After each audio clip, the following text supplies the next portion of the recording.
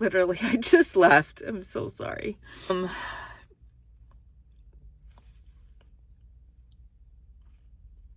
I told her, I said, I have these really bad nightmares.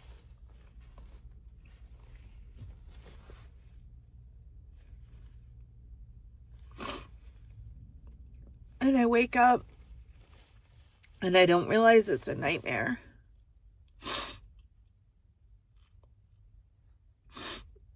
And I think that we're still being harassed and that Nate's still alive. And part of the nightmares are that I'm still not like with him, but around him while he's drinking, because I'm trying to get away from him, but I can't because of the kids and because legally, like, I don't know in the dream why. Like, in the dream, I'm trying to get away from him with the kids legally, and he's just completely wasted. Or all of a sudden, he just relapses, and he comes home, and he's wasted. And I told her, I said, they're so incredibly vivid. And I wake up, and I don't realize they're dreams. And it takes me about 5 minutes to realize that it's a dream and he's not alive and I don't have to run from him anymore.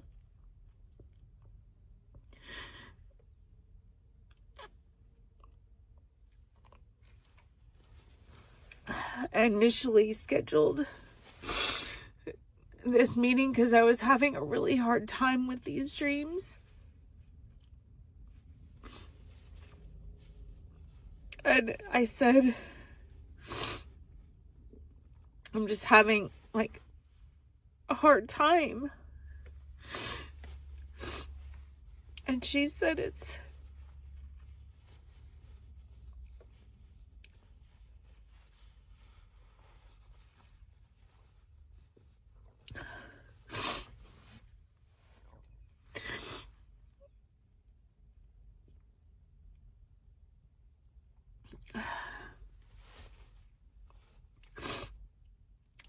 it's PTSD.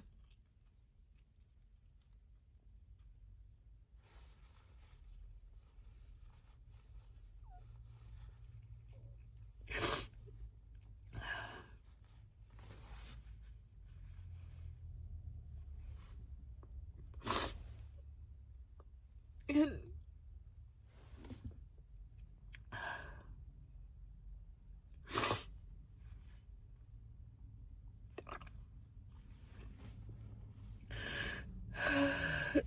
I guess the reason why it upsets me because I still feel like that means he has like a strong hold on me. I don't know how to explain that, but like that he still has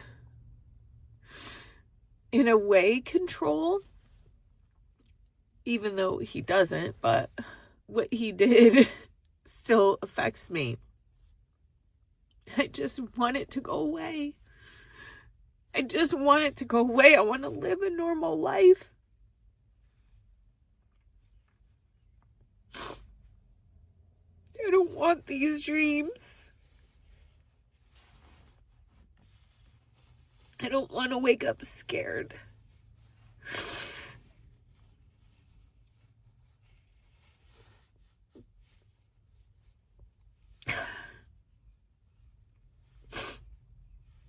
And to know what happened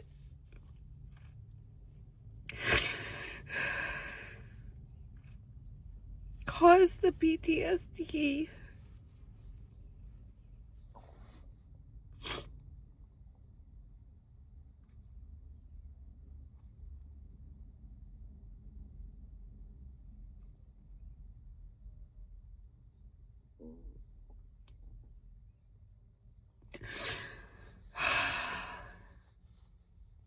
Like, why me? Why can't I just...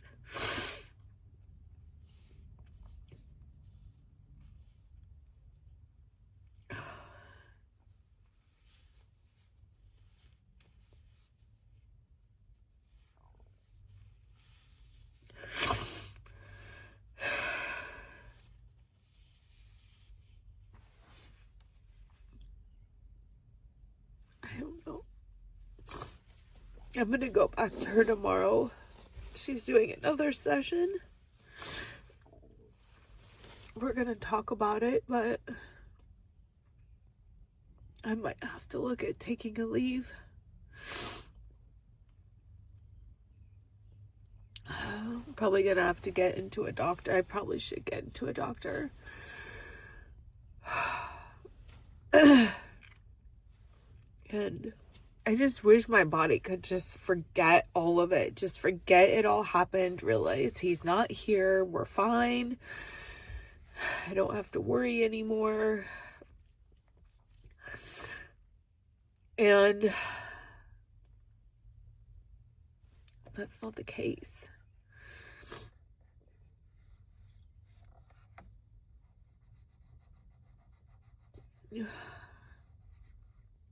Why?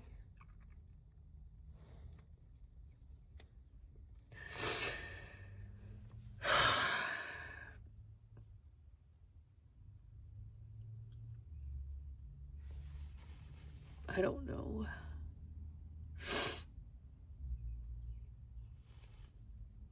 I don't know what to do. I'll know more tomorrow. I'm going to meet with her. And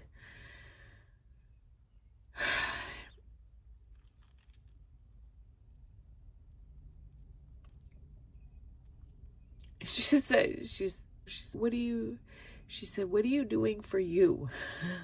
I said, that's a good question. Because I don't have time for me. Focus so much on the kids and work and keeping the house clean and everything else. I don't do anything for me socially. I work out, right? But I don't socially do anything for myself. I don't know. Maybe I need to go to Al-Anon. I'll talk to her about that tomorrow. About going to an Al-Anon class. It's just so hard.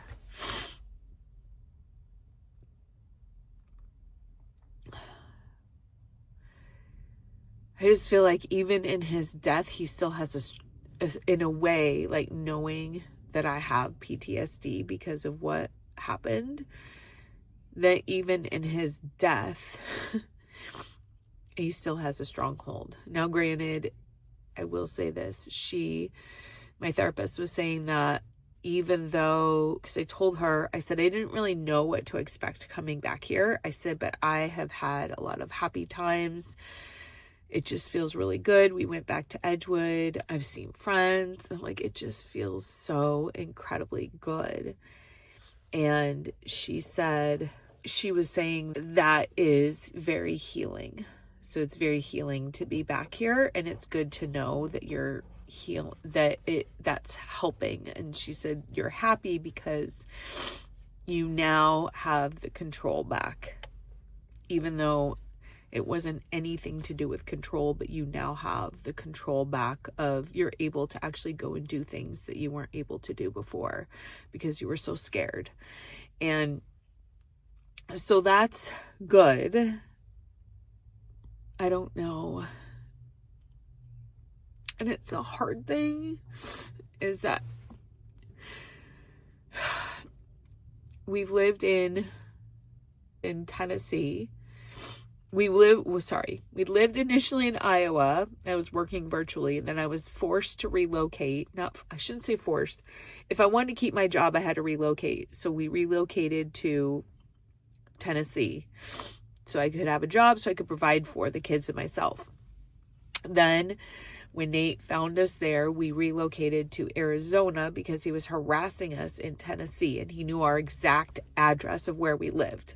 I don't know how, I still to this day don't know how he got it, but then after he passed, and then some things changed at work with going back to 5 days a week and the school system there's just so many things, honestly, I'm not going to get into. I don't know if I want to share on here quite yet, but with Arizona.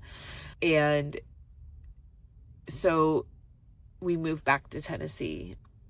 And we're back there and it's great. There is a great program for the kids, for gymnastics, for ninja. I love our church. I love the school for the kids. Absolutely love that school for the kids. But then we come here and I totally miss being here. I miss my friends. I have a couple of friends that are there. Actually, one specific person that I'm very close with in Tennessee. And 2 people. And I'm very close with them. And I love them dearly. But I miss my friends.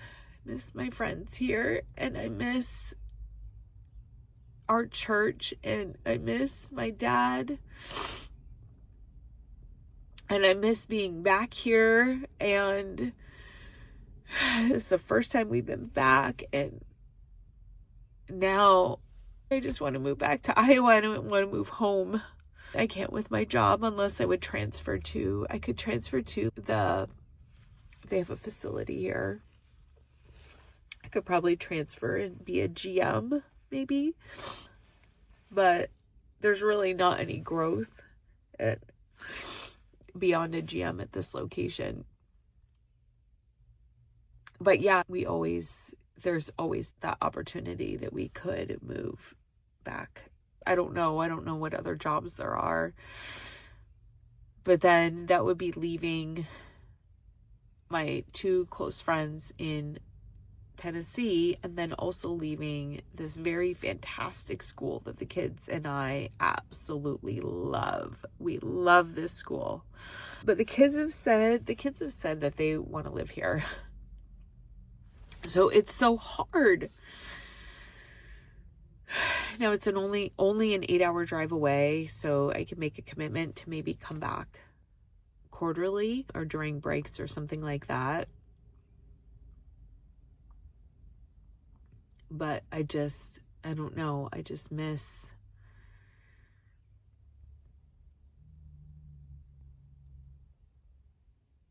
spending time with my friends every weekend.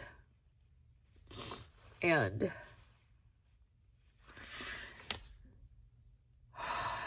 I don't know what that means. I have no idea what that means. I feel like I'm going cuckoo. And I miss being with my dad. I miss being here. He and I sat and had a really long conversation the other night for about an hour and a half. Yeah, stuff like that.